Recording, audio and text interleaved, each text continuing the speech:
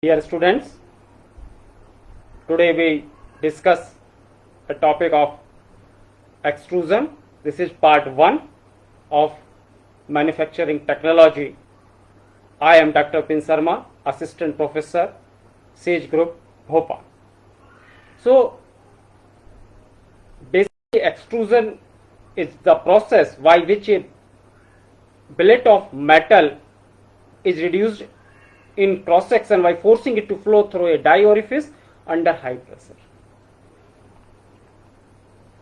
As it is shown by the figure, the billet is there which is of some larger dimension and reduced after passing through a die into a smaller part. So basically the die is of that shape which is desired by us. So die makes a raw billet into a useful component or product which is desired by us. In general, extrusion is used to produce cylindrical bars or hollow tubes, and the starting stock is a billet which is forced by a ram. As you see in the figure, a ram is continuously forcing, and after experiencing a lot of force, it is passing through the die and takes the shape of the die. So there are some openings in the dies, and that are according to the desired component shape or features. Most metals are hot extruded due to large amount of force required in extrusion. Complex shapes can be extruded from the more readily extruded metals such as aluminum. The extrusion process, because it is subjecting a metal billet, so a large amount of force is required. So to reduce that force, we generally adopt the hot extrusion process. So the metallic material gets softens at high temperature, and so less amount of force is required to press the billet. So the most commonly used material for extrusion is aluminum, because aluminum is soft and mostly used in the some structural parts in window frames and some partitions used in construction purposes. Now we consider what are the forces are acting on it, on the billet of metal. The reaction of extrusion billet with the container and die results in high compressive stresses, which are effective in reducing cracking of material during primary breakdown from the ingot. So on the metal, the compressive nature of the forces are acting. That's why there is no cracking will occur.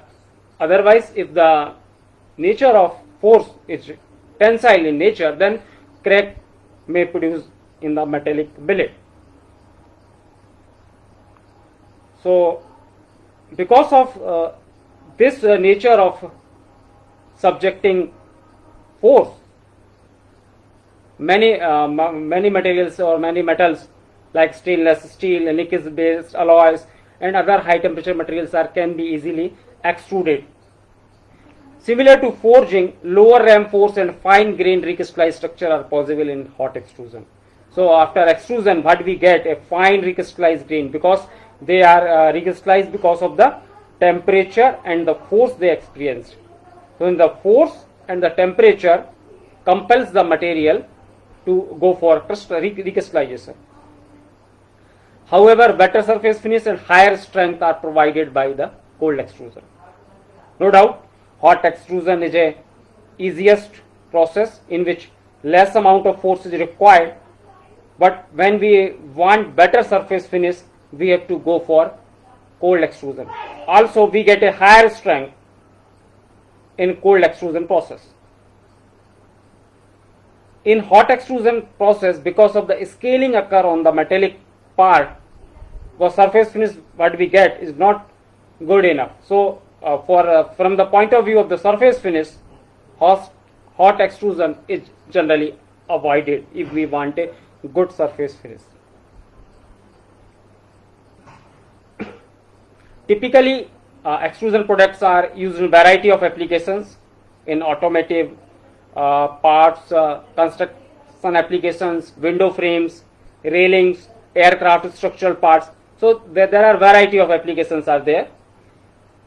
Aluminum extrusion are used in commercial and domestic buildings for window and door frame system, prefabricated house, buildings, structure, roofing and exterior cladding, curtain, walling, soft fronts, etc.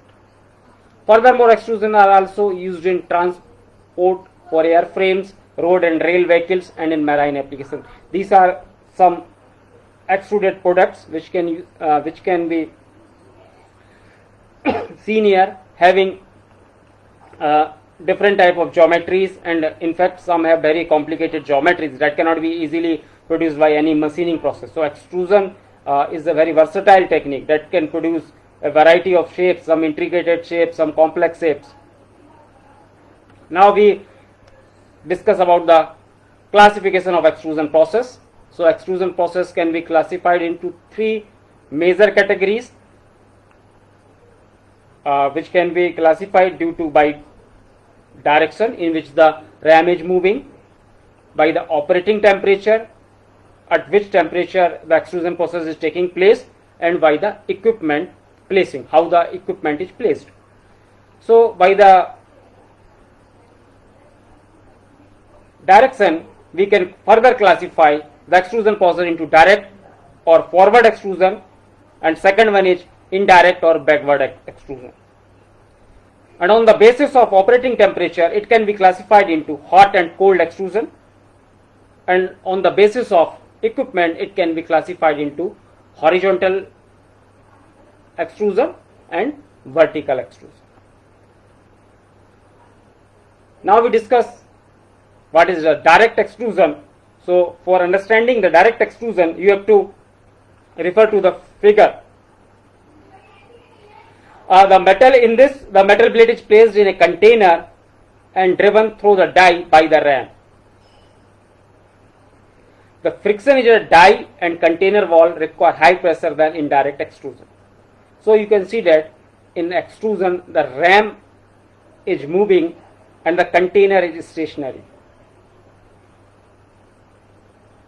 and there is a die on the last. When we talk about the indirect extrusion, the hollow ram containing the die is kept stationary. This hollow die is kept stationary, and the container with the plate is caused to move. So in this the container moves. This is indirect extrusion in which container itself moves, and the ram is hollow containing the die. What is the advantage? We discuss about what is the advantage. Friction at the die only. There is no friction on the ram or otherwise. The friction is only at the die interface. No relative movement at the container walls. Requires roughly constant pressure. Hollow ram limits the applied load. So these are some advantage and disadvantage of the direct and indirect extrusion, because of the how the billet moves and how the ram moves, in which the ram moves and the container remains stationary, in which and in the direct extrusion the container moves and the ram is a hollow die. The ram itself contained a die. And now we discuss about the forward extrusion and the backward extrusion. In forward extrusion, metal is forced to flow in the same direction as the punch. So in forward extrusion, the metal flow follows the direction of the punch. And in backward extrusion, metal is forced to flow in opposite direction to the punch movement. So the difference is only the movement according to the movement of the punch, where the metal flows is in the direction of the punch or against the direction of the punch. Okay, thank you for watching. Thank you very much, and we will discuss second part in the